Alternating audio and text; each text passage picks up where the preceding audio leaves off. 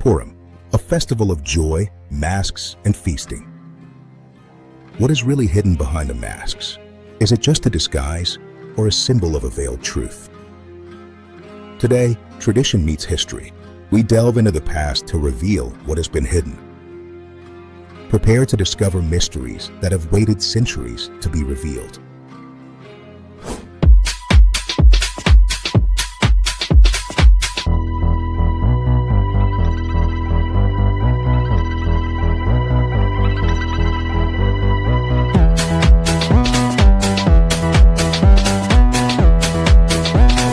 Shalom, shalom. Welcome to Mishnah TV. Thank you for being here once again.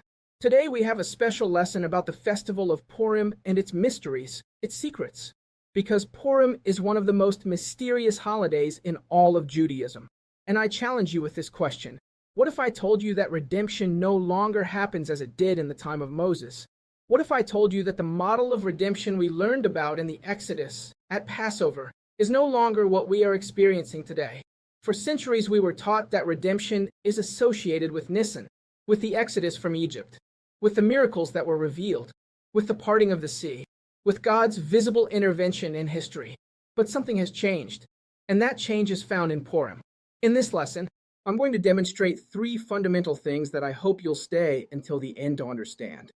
First, why Judaism understands that redemption now operates under the model of Purim and not under the model of Egypt.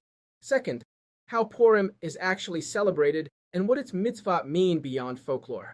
And third, what is the profound connection, Kabbalistic and theological, between Purim and Yom Kippur, the holiest day in Judaism because it is the day sins are atoned for. But which sins? Which ones? And I assure you, if you stay until the end, your understanding of Jewish history and current history, with everything that is happening right now in the Middle East with the winds of war, will change. Because Egypt was a redemption with visible miracles, as the Torah tells us, of that there is no doubt. But in Purim, on the other hand, the name of God does not appear even once. There is no parting of the sea. There are no plagues. There is no prophet. There is politics. There is strategy. There is exile. And yet, there is redemption. Because after Purim, the people who were saved were the ones who built the second temple in the time of Ezra and Nehemiah. So the question is inevitable. Are we waiting for the wrong kind of redemption? The Talmud says, in Nisan they were redeemed, and in Nisan they will be redeemed. But the Midrash teaches something even more disconcerting. In the Messianic era, all the holidays will lose their centrality, except Purim. Why? Because Purim reveals a more sophisticated kind of divine intervention, one that operates within the veil of secrecy. So stay with me. This is Abel Flores, journalist and founder of Mishnah TV, and today we are going to dismantle the Exodus paradigm, understand why Purim is the current historical model of redemption, and discover why the holiest day of the calendar is, in reality, a reflection of Purim. And when you understand that, you'll grasp something even greater. Redemption didn't disappear. It simply changed form. Redemption will be like that of Egypt, as the prophets told us, but time itself, that's what changed. There's something fascinating that few notice. When we talk about redemption, we almost automatically think of Passover. And rightly so. Passover is the foundational redemption, the birth of Israel as a free nation. But today, the operational axis of redemption doesn't resemble Passover so much. It resembles Purim more. And that's not a theological heresy. It's a profound historical observation. Passover commemorates the Exodus from Egypt, as narrated in Exodus, chapters 12 to 15. There, everything is revealed. Everything is laid bare. 10 plagues, the parting of the sea, direct prophecy, visible divine intervention. The Talmud, in Rosh Hashanah 11a, declares, in Nisan they were redeemed, and in Nisan they will be redeemed. And Ramban Nachmanides, in his commentary on Exodus 13 verse 16, explains that the open miracles of Egypt establish faith in manifest divine providence. Passover is the paradigm of a redemption that breaks with nature. But let's pause for a moment. An uncomfortable question. Do we live today in a world of parting seas, of supernatural plagues, of public prophetic revelation? No, we live in exile. And in exile, redemption operates differently. This is where Purim comes in. On Purim, there is no explicit name of God in the Megillah. There are no miracles that suspend physics. Everything happens within the realm of politics, psychology, and palace intrigues. And yet, everything is choreographed with pinpoint precision. Kabbalah explains that Passover corresponds to a light that comes from above, a divine eruption that shatters the system. Purim, on the other hand, corresponds to a light that reveals itself from below, within history itself. It is redemption disguised as chance. The Midrash teaches us that even when the divine face is hidden, Providence continues to act. Esther means concealment, and that concealment is, paradoxically, the stage for the greatest revelation. Today we don't see the C part, but we see empires fall. We see threats transform into opportunities. We see improbable historical processes that end up saving a people. Passover taught us that God can break nature. Purim teaches us that God governs nature. And perhaps, in our generation, redemption will not come with a bang. It will come through processes, with unexpected turns, with apparent coincidences. The question is not whether there is redemption. The question is whether we know how to recognize it when it makes no noise. That is the crux of the matter. That is the shift. And perhaps, also, our spiritual responsibility, to learn to see the divine hand when it seems invisible. There is a subtle but decisive difference between Passover and Purim. And if we don't understand it, we don't understand our own time. On Purim, in the book of Esther, something radically different from everything that came before occurs. The name of God doesn't appear even once. Not once. There are no plagues, no parting seas, no fire descending from the sky, no miracles that violate nature. And yet, there is salvation. But note, salvation occurs through politics, strategy, human decisions. A queen who risks her life. A sage who reads the historical moment. A sleepless king who peruses chronicles. Everything seems like chance, but nothing is. The Talmud in Chulin 139b makes an extraordinary connection. It asks, where is Esther alluded to in the Torah? And he responds by quoting Deuteronomy 31 verse 18, I will hide my face. Pastor Esther, I will hide by hiding, is what the Hebrew says. The sages understand that Purim inaugurates the model of Hester Panim, the concealment of the divine face. God does not disappear. He hides. And this concealment is not absence. It is pedagogy. In Egypt, faith was born of wonder. In Persia, faith matures in ambiguity. And here lies the spiritual revolution. Purim teaches us to recognize providence when it is not evident, when history seems political, when processes seem human, when salvation is built from the ground up. Kabbalah explains that this level is deeper than the overt miracle, because when the sea parts, anyone can believe. But when everything seems natural, and yet you choose to see meaning, there a more refined faith is born. We live in times of Hester Panim. We don't hear prophecy. We don't see heavenly fire. But we see improbable historical synchronicities. We see unexpected turns. We see threats that transform. Purim is not a minor holiday. It is the spiritual manual of exile. Because when the face is hidden, the question is not where God is. The question is whether we know how to look for him. There is a question that makes us uncomfortable, but that we must ask with historical honesty. Why does the spiritual axis today seem to lean more toward Purim than Passover? The answer begins with a dramatic rupture, the destruction of the first temple. It wasn't just a political collapse. It was a spiritual earthquake. The Talmud, in Yoma 9b, teaches that after that period, prophecy ceased. The clear and direct divine voice stopped resonating in Israel. An era ended. We entered a prolonged exile. And here something decisive happens. God no longer intervenes with overt miracles as in Egypt. There is no parting of the sea, no visible pillar of fire. History continues, but silently.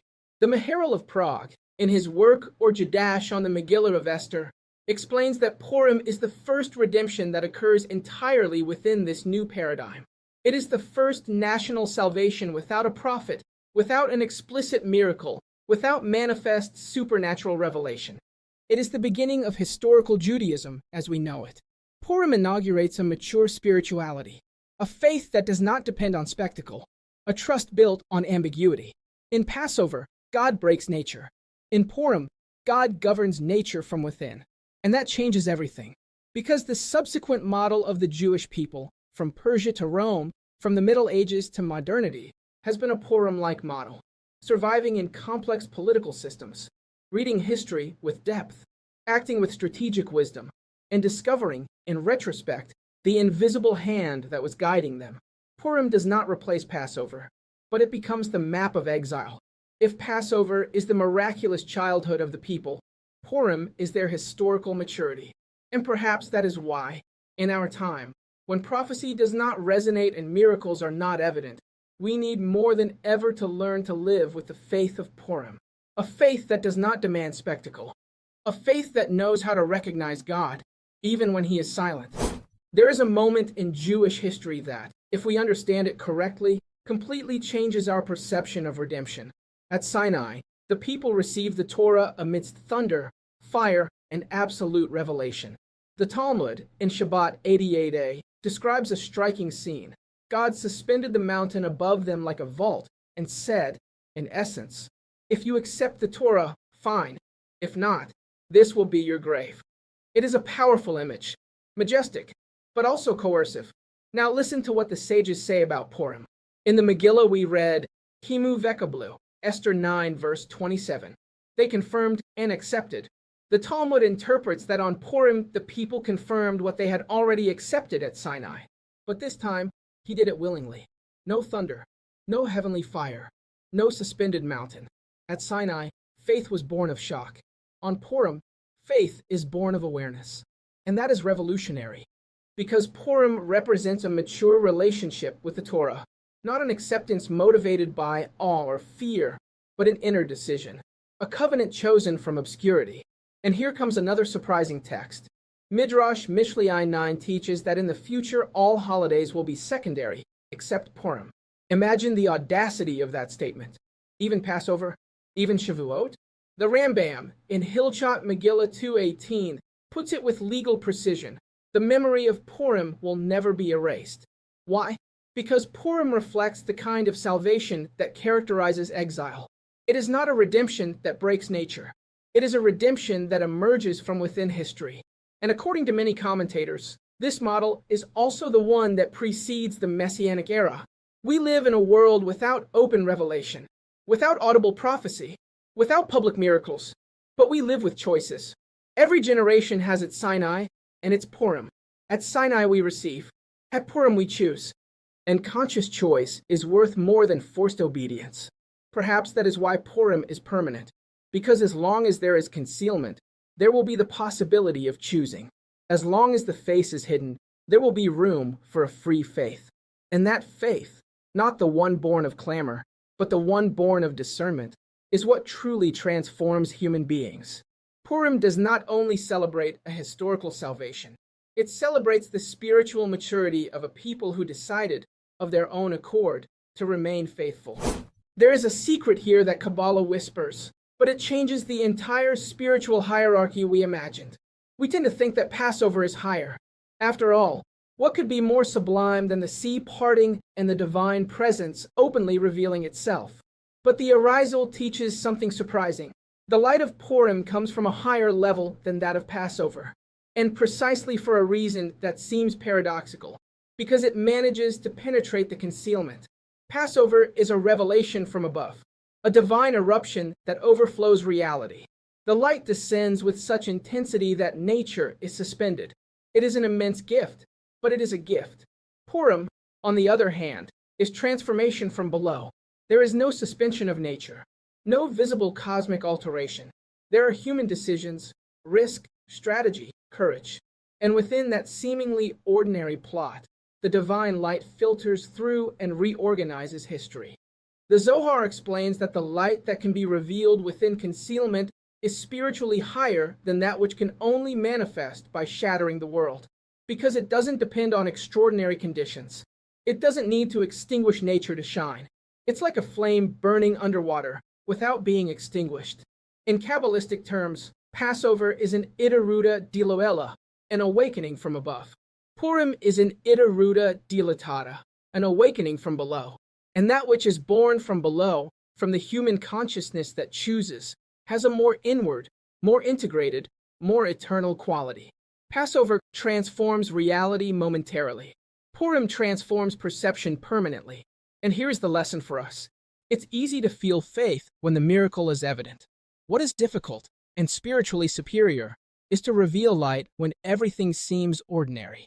The greatness of Purim is not the disguise. It is the revelation within the disguise. And perhaps the final redemption will not come by annihilating the world, but by illuminating it from within. That is the spiritual superiority of Purim, not a light that breaks through the darkness, but a light that learns to shine within it. I'm going to be absolutely precise, because in matters of Torah, precision is a form of intellectual honesty. No classical sage literally states that redemption is now on Purim as a halakhic replacement for Passover. Passover doesn't lose its centrality. It is the foundational redemption. It is the national birth. That remains untouched. What we do find, and with abundant sources, is something more nuanced, more historical, more existential. And I'm going to give you 6 sources that confirm this hypothesis.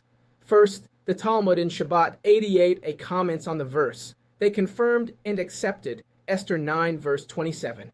And it explains that at Sinai there was a certain coercion, the mountain hanging over them. On Purim, however, acceptance was voluntary. The Maharal of Prague, in Tiferet Israel chapter 32, states that this acceptance was deeper because it arose from within the people, not from an external revelation. Spiritually, this is a higher maturity. Second, Midrash Mishlei 9 declares that all the holidays will be abolished in the future except for Purim. The commentators clarify that this is not a literal abolition, but rather a relativization. But Rambam codifies something extraordinary in Hilchot Megillah 2:18. The days of Purim will never be abolished. No other holiday receives such a categorical formulation in the Mishnah Torah. This indicates a unique eschatological permanence. Third, the Maharal of Prague, famous for having been, according to legend, the creator of the golem, in his work, or Chadash, distinguishes between overt miracles and hidden miracles. Egypt was a revelation that breaks nature. Purim was providence within nature. And it adds something crucial. In exile, redemption necessarily occurs in concealment. As long as there is historical exile, the operative model is not that of the parting sea, but that of the Megillah, where God does not explicitly appear. Fourth, the Zohar. Tikkunei Zohar 21 and the Arizal teach that the light of Purim comes from the highest levels. Passover is revelation from above. Purim is light that descends to the lowest realms without breaking the world, and that which can shine without destroying the natural structure is spiritually higher. Fifth, the same Tikkunei Zohar reads Yom Kippurim as Yom Kippurim, a day like Purim. The Vilna Jain explains that even Yom Kippur is compared to Purim, not the other way around. That reverses our hierarchical intuition. Sixth, the Vilna Jain points out that after the end of prophecy, history operates under Hester Panem, the concealment of the face. Purim is the first canonical event that fully fits this pattern. It thus becomes a post-prophetic archetype. The Sfat Emet delves deeper. Egypt was external redemption. Purim was internal redemption. And the subsequent Jewish experience, mostly diasporic, is more like Persia than Egypt. Passover culminates on land. Purim occurs entirely in the diaspora. From the destruction of the temple to modernity, our history has been Purimic, surviving, adapting, discerning providence in complex systems. Therefore, based on these sources, the thesis is constructed. The existential axis of redemption in exile is Purimic. It does not replace Passover. It updates it historically, and perhaps that is the most profound teaching. Redemption does not always come by parting seas. Sometimes it comes by teaching us to swim with faith in turbulent waters. Now we'll move on to the second question we promised in this lesson, the commandments to be observed on Purim. And here's something legally fascinating about Purim that we sometimes overlook. Purim wasn't commanded in the Torah of Moses. It doesn't appear in Leviticus 23, where the biblical appointed times are listed, nor does it appear in Deuteronomy 16. It's not listed alongside Passover, Shavuot, or Sukkot. It didn't descend from Sinai as an explicit commandment of the written Torah. So where does it come from? From the text of the Megillah or Book of Esther itself. The Jews confirmed and accepted Esther 9, verse 27. It is the people who embrace the institution of these days as a perpetual memorial. The Talmud, in Megillah 2a, 7a, explains that Purim was established by a Beit Din Jewish court, headed by Mordecai and Esther, and later ratified by the Anshiai Knesset Haggadah, the Great Assembly during the time of the Second Temple in Jerusalem. That is to say, its origin is rabbinic, and its obligation to observe it is through a din, a rabbinic ruling, just like the festivals of Hanukkah and Lag BaOmer. These are the three festivals instituted by the sages and are obligatory because they are not a gezira, commandment, or a takana, obligatory commandment, but rather a din, that is, a rabbinic law with direct authority from the Torah of Moses. In halakhic terms, this means that Purim is derabanan, an institution of the sages. It is not diorata, not an explicit mitzvah of the Torah of the Pentateuch. Maimonides, in Hilchot Megillah 1:1, formulates it with legal precision. The reading of the Megillah in its time is a positive mitzvah established by the sages. A mitzvah, a full normative obligation. This reveals something profound about the structure of Judaism. Authority is not limited to the time of Sinai. The Torah itself grants legitimacy to rabbinic interpretation and legislation. The people, guided by their sages, can institute obligatory remembrance within the framework of halakha. Purim, then, is a festival born in exile, instituted by human leadership and validated by the legal system of the Torah. And perhaps that is its most contemporary message. Even when there is no direct revelation, the people possess the capacity and the responsibility to consecrate history. Purim did not fall from the sky. It was embraced from the collective consciousness, and therein, both legally and spiritually, lies its strength. Purim, a festival of joy, masks, and feasting. What is really hidden behind the masks? Is it just a disguise or a symbol of a veiled truth? Today, tradition meets history. We delve into the past to reveal what has been hidden. Prepare to discover mysteries that have waited centuries to be revealed. When we speak of Purim, we are not only talking about a fascinating story in the Persian court. We are talking about a precise halakhic structure designed by the sages to transform a historical salvation into a recurring spiritual experience. The Talmud, in Megillah 7a, establishes 4 central mitzvot that structure the day, 4 pillars that turn remembrance into action. The first is Micro Megillah, the public reading of the Megillah. The source is Esther 9, verse 28. And these days shall be remembered and celebrated throughout all generations. The sages understand that remembrance is not merely psychological. In Judaism, to remember is to verbalize, to proclaim, to make present. That is why the formal reading of the text is instituted. Halakhically, it must be read from a scroll written on parchment, with ink and in the prescribed manner. A printed book is not sufficient to fulfill the ideal mitzvah. It is heard at night and repeated during the day, because the miracle encompassed both dimensions. Ideally, it is performed with a minyan, a small congregation, to emphasize that the redemption was collective. The Rambam, in Hilchot Megillah 1:1 and 1:3, states that it is a positive mitzvah instituted by the sages and that it obligates both men and women. The Talmudic reason is clear. Af hen hayu biodo hanes. They too were in the miracle.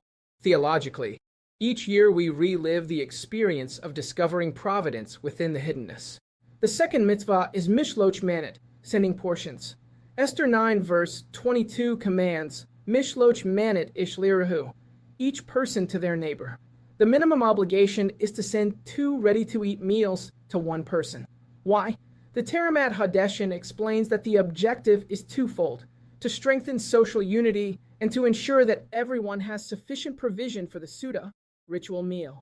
Let us recall Haman's accusation before Ahasuerus, a people scattered and divided, Esther 3 verse 8. The threat began with internal fragmentation. Purim responds by creating active cohesion. It is not enough to feel unity. It must be sent in a basket. The third mitzvah is matnat la'avianim, gifts to the needy, also based on Esther 9 verse 22. The minimum obligation is to give 2 donations to 2 poor people. Here, Rambam, in Hilchot Megillah 2:17, formulates one of the most powerful ethical statements in the entire Mishnah Torah. It is preferable to increase the gifts to the poor than to increase the banquet or the sending of portions. For there is no greater joy than gladdening the heart of the needy, the orphan, the widow, and the foreigner. This redefines the joy of Purim. It is not hedonism, it is inclusion. It is not excess, it is social sensitivity. Redemption is celebrated by uplifting the vulnerable. The fourth mitzvah is Sudat Purim, the festive feast, days of feasting and rejoicing.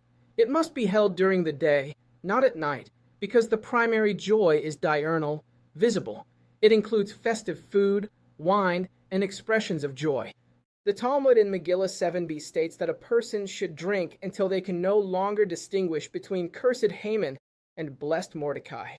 But the commentators clarify that this is not about uncontrolled drunkenness. It is about reaching a state of joy in which one perceives that even seemingly negative events are part of the providential fabric. It is a transcendence contained within halakha. If we observe the four mitzvot together, we see an extraordinary structure. First, conscious remembrance, the Megillah. Then, social cohesion, mishloch manet. Next, compassionate justice, matnat la'ivianim. Finally, integrated joy, the Suda. Purim is not limited to recounting a miracle. It trains us to live it. It teaches us that redemption isn't preserved in museums. It's kept alive in our voices, in our generosity, in our community responsibility, and in joy with meaning. And perhaps that's the most profound lesson. When history seems chaotic, the answer isn't passivity. It's reading, giving, sharing, and celebrating. Purim isn't an escape from reality. It's the sanctification of reality. Purim is not limited to the four main mitzvot. Around them, tradition has woven practices that amplify the spiritual message of the day. One of these is the incorporation of al-Hanisim into the Amidah and Birkat Hamazon. There we declare, for miracles, for redemption, for mighty deeds. It is interesting that we do not speak of parted seas or heavenly fire. We speak of miracles that occurred in those days at this time. The very formula teaches us that what happened then can be repeated now. It is not nostalgia, it is renewal. Another practice is the reading of the Parashah Vayavo Amalek, the passage in Exodus 17 where Amalek attacks Israel in the desert. Why read it on Purim? Because Haman is identified by tradition as a descendant of Amalek. He is not only a historical enemy, but also a symbolic force, the attempt to cool faith, to introduce cynicism and chance where there is providence. In remembering Amalek, we reaffirm that history is not a coincidence. And then there are the disguises. It's important to clarify. They are not a formal mitzvah. It's a medieval custom that developed in Europe. However, their symbolism is powerful. Purim is the festival of concealment. Nothing is what it seems. God doesn't appear explicitly in the Megillah, but he is present in every narrative twist. The disguise becomes a pedagogical metaphor. Behind the mask lies identity. Behind the story, there is meaning. Thus, even the additional Purim practices train us in a very specific spiritual sensitivity. Learning to read the hidden. Learning to recognize the invisible. Learning to discover redemption, even when it comes disguised. Now we'll move on to the third section of this lesson, the comparison or relationship between Purim and Yom Kippur. There's a saying from the sages that, if we listen carefully, completely changes our spiritual understanding. The Torah calls the holiest day of the calendar Yom HaKippurim, as it appears in Leviticus 23 verse 27. The day of fasting, of absolute reflection, of the high priest entering the Holy of Holies. The day we associate with purity, reverence, and transcendence. But the Kabbalists make a bold twist. The Tikkunei Zohar in Tikkun 21 points out that Yom HaKippurim can be read as Yom Kippurim, a day like Purim. Listen to the implication. It doesn't say that Purim is like Yom Kippur. It says that Yom Kippur is like Purim. It's a radical reversal of hierarchy. On Yom Kippur, we attain elevation through fasting, abstinence, and the denial of the physical. We dress in white. We withdraw from the world. It is a holiness that ascends through separation. Purim, on the other hand, reaches a similar or even higher, according to Kabbalistic tradition, spiritual height, but through integration. We eat, drink, share, give charity, and celebrate. We don't escape the world, we sanctify it from within. And here lies the secret. Yom Kippur reveals a light so intense that it demands silence and restraint. Purim reveals a light so profound that it can descend into wine, feasting, and laughter without breaking. That is why the Zohar suggests that Purim touches a very high spiritual root. Yom Kippur is like Purim because it attempts to reach that same essential unity, but through asceticism. Purim does so from life itself. On Yom Kippur, we say, we are angels for a day. On Purim, we demonstrate that even as human beings, with bodies and matter, we can reveal the divine. And perhaps that's why tradition suggests that the joy of Purim holds a secret that even the holiest day of the year longs to touch. It's not that Purim is any less solemn. It's that its sanctity is disguised as joy. There is a technical, almost hidden, point of connection that links Yom Kippur and Purim in a surprising way. Purim gets its name from the pur, the lot cast by Haman, as Esther 3 verse 7 recounts. He cast lots to determine the month and day on which he would destroy the Jewish people. It all seems like chance, astrological calculation, fate. But now let's turn to Leviticus 16. On Yom Kippur, the high priest takes 2 identical male goats and performs a gorel, a lottery. One will be for God, and the other for Azazel. Destiny is not decided by rational analysis or visible merit. It is decided by lot. Hasidic and Kabbalistic masters explain that the gorel expresses a level that transcends the intellect. It is a decision that comes from a plane higher than human calculation. In mystical terms, the gorel connects with the highest root of divine will. Herein lies the profound connection. On Yom Kippur, the lottery takes place in the temple, the holiest place in the world, in an atmosphere of silence and asceticism. There, we understand that the lottery is not chance. It is the revelation of a will that transcends logic. On Purim, the lottery takes place in the Persian court, amidst the politics of exile, in what appears to be secular history. Haman believes he is playing with destiny. He believes he can control chance. But the very mechanism, the lottery, ultimately reveals a higher providence that reorganizes everything. Torah, and teachings based on the Zohar explained that both days share the same spiritual root. The lottery points to a level where there is no chance, where even what seems arbitrary is governed from above. The difference lies in the setting. On Yom Kippur, the lottery is visible as a sacred act. On Purim, the lottery is disguised as political chance. The lesson is powerful. Chance does not exist as an autonomous force. What we call luck is, sometimes, divine providence working unannounced. And if we learn that, then we understand the final message of Purim. Even when history seems like a game of chance, the Eternal One is still holding the table. There is an idea that, when we grasp it, completely transforms our perception of these 2 days. Many sages, following lines associated with the Vilna Jain, Musar, and Hasidism, explain that Yom Kippur and Purim are mirror days. Not opposites, but inverted reflections. On Yom Kippur, everything is spiritual. We fast. We abstain. We spend hours in prayer. We reduce the physical to liberate the soul. It is a sanctity achieved through restraint. We remove material noise so that consciousness can rise. Purim, on the other hand, seems the opposite. There is Suda, ritual offering. There is wine. There is intense socializing. There is the sharing of food. Everything is physical, and yet, the goal is not to sink into the physical, but to elevate it. A widely used formulation expresses it this way. Yom Kippur reduces the physical so that the soul may shine. Purim tests whether you can sanctify the physical without reducing it. On Yom Kippur, you resemble an angel. On Purim, you remain human, but you reveal divinity within your humanity. And here lies the conceptual climax. If you can achieve dveket, communion with God, by escaping the world, that is great. But if you can achieve it while remaining within the world, eating, drinking, socializing, that level is extraordinary. This is why the mystical tradition dares to say that Yom Kippur is like Purim. There is even an almost surgical halakhic parallel. Before Purim, we fast, Taniti Esther. We enter the day of joy from a place of restriction.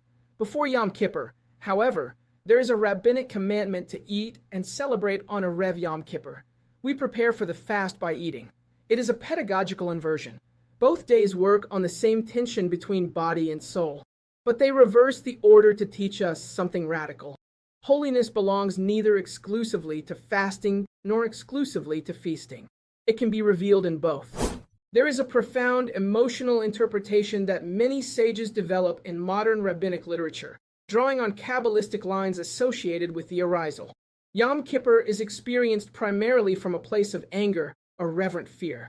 It is the day of examination, of judgment, of atonement. The soul stands before the unadorned truth. There is trembling, introspection, and a sense of responsibility. Spiritual energy arises from the recognition of divine greatness and our moral fragility. Purim, on the other hand, is experienced from a place of love, gratitude for salvation, shared joy, and closeness. We are not trembling before judgment. We are celebrating Providence.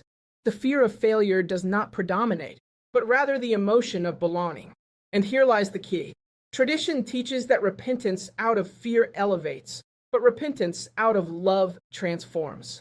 Fear can hinder error. Love transforms even the past into fuel for growth. Fear tends to separate. I distance myself from negativity. Love tends to integrate. I elevate everything I touch. That's why some teachers explain that Purim reaches a higher level, because love doesn't need to flee the world to find God. It discovers him within the world. And perhaps that is the supreme spiritual maturity, not serving out of fear of judgment, but out of joy in connection. When repentance is born of love, it is no longer just correction. It is transformation. Now, there is a decisive difference between Yom Kippur and Purim that defines our entire historical experience. On Purim, the name of God does not appear in the Megillah. Not once. The miracle is disguised as politics, palace intrigues, and human decisions. Everything seems like secular history. Everything seems like chance. That is Hester Panem, the concealment of the divine face. And yet, salvation occurs. Purim trains us to find God when he is not evident, when there is no heavenly fire, when there is no prophet, when history seems driven by human interests. It is a spiritual pedagogy for exile. Yom Kippur, on the other hand, is a day of clarity. The entire nation is dressed in white. Fasting, no distractions. The synagogue becomes a universe. It is black and white, life and death, forgiveness and judgment. The spiritual presence is intense and concentrated. Both days seek the same thing, an encounter with the divine. Dveket, closeness, but the context changes radically. On Yom Kippur you find God leaving the world. On Purim you find him remaining in the world. That is why several teachers explain that Purim is the Yom Kippur of exile. The same spiritual goal, but under more complex conditions. Because it doesn't happen in the silence of fasting, but in the noise of history. And if you can recognize Providence when it is hidden, then you have reached a level of faith that depends not on clarity, but on depth. Now, we've reached the end of the class, and we're going to touch on a controversial topic, one that raises more questions than it answers. Why is Purim never mentioned in the Gospels, the epistles, or even the apocryphal texts of early Christianity? Let me answer directly, historically, and textually, because this topic is often filled with assumptions, and here, assumptions are the favorite pastime of both sides. First, a fact. Purim did exist in the 1st century. We're not talking about a late custom invented by medieval people in masks. The 1st century Jewish historian Flavius Josephus mentions the festival established by Esther and Mordecai in his Antiquities, Book 11. In other words, Purim was known in the time of the Second Temple. So the real question isn't did it exist, but why doesn't it appear in the Gospels or the epistles? The answer has 3 levels. On a historical level, Purim was not a pilgrimage festival to Jerusalem. It did not involve sacrifices in the temple, and it was not commanded in the Torah of Moses. It does not appear in Leviticus 23 or Deuteronomy 16, where the biblical festivals are listed. Instead, the Gospels primarily mention festivals that structured life in Jerusalem and around the temple. Passover, Sukkot, Shavuot, and even the Feast of Dedication, Hanukkah, in John 10, verse 22. Why these? Because the Gospels narrate episodes linked to going up to Jerusalem. Purim, in its essence, is a diasporic festival, without a cultural center in the temple. It is not that it is less important, it is that it operates on a different level. On a literary level, the Gospels do not attempt to list all Jewish festivals. They construct a narrative with key theological moments. Passover, for example, is central because the crucifixion occurs in a Passover context, and the typology of the lamb becomes fundamental in early Christian theology. Purim, on the other hand, does not offer a direct typological framework for that specific messianic narrative. It is a national salvation in the Persian exile, not a Templar liturgy or a sacrificial drama. At a theological level, Judeo-Christianity organized its liturgical calendar around death and resurrection, Pentecost, and the idea of messianic fulfillment. Purim celebrates national survival and veiled providence. It has no temple, no sacrifice, no explicit prophecy, and offers no direct messianic references. It did not fit, so to speak, into the emerging Christological vocabulary. Now, another question. Are there any allusions to Purim in the New Testament or in apocryphal texts? Short academic answer. There are no explicit references to Purim in the entire New Testament. It does not appear in the four Gospels, nor in Acts, nor in the Pauline or general epistles, nor in Revelation. Possible indirect allusions? Two have been proposed, but neither is conclusive. One is John 5 verse 1, where the text simply says, "Now there was a Jewish festival." It does not specify which one. Shavuot, Rosh Hashanah, or Yom Teruah have been suggested, and some ventured Purim. But most commentators rule out Purim because it was not a mandatory pilgrimage, nor did it involve going up to the temple. There is no serious consensus identifying that festival as Purim. The other allusion that is sometimes heard is thematic, the dramatic reversal of Purim when what seemed like defeat turns into victory. Yes, that can inspire homiletic analogies, but it is not a textual allusion. In the Apocrypha, there is no direct reference to the celebration of Purim. There are, of course, the Greek additions to the Book of Esther in the Septuagint, which expand the narrative with explicit prayers to God. But these additions do not clearly connect with the New Testament. And in intertestamental writings, such as 1 Enoch or Jubilees, there is no mention of Purim as a current practice. The technical conclusion is straightforward. Purim does not appear because it was not a festival centered on Jerusalem or the temple, and it did not play a central typological role in early Christian theology. And if this strikes us today, perhaps it is because Purim, precisely, teaches us to recognize what is important even when it is not explicitly stated. In exile, it is a different matter, and I personally believe that Purim is a festival directly related to the diaspora, and Judeo-Christianity was primarily rooted in the land of Israel. We've reached the end of this lesson. We've journeyed along a profound path. We saw that no classical sage substitutes Purim for Passover in halakhic terms. Passover remains the foundational redemption, but we also discovered something more subtle, that Purim becomes the existential model of exile, a redemption without public miracles or parting of the sea, a providence that acts in silence, a mature acceptance of the Torah, not through coercion, but by choice. We explored the parallel with Yom Kippur, the mystery of the Gorel, the spiritual reversal between fasting and feasting, fear and love, revelation and concealment. And we understood that the greatness of Purim lies not in the disguise, but in learning to see God when he seems hidden. If this lesson raised questions, if it sparked reflection, then its purpose has been fulfilled. I invite you to subscribe, visit lemishnah.com, and continue studying with us, especially in our free Mishnah course, which we offer in two versions. The complete, in-depth version, covering the entire Mishnah chapter by chapter from beginning to end, and the concise version, where we study each of the summarized tractates. This is Abel Flores speaking. Thank you for reading this far, for your trust and interest in studying and delving deeper into the Torah, the Bible. And remember that redemption is not just a historical event. It is a present-day yearning given the current conditions of the world we live in. Here are a couple of videos for you to continue studying with us. Shalom, shalom.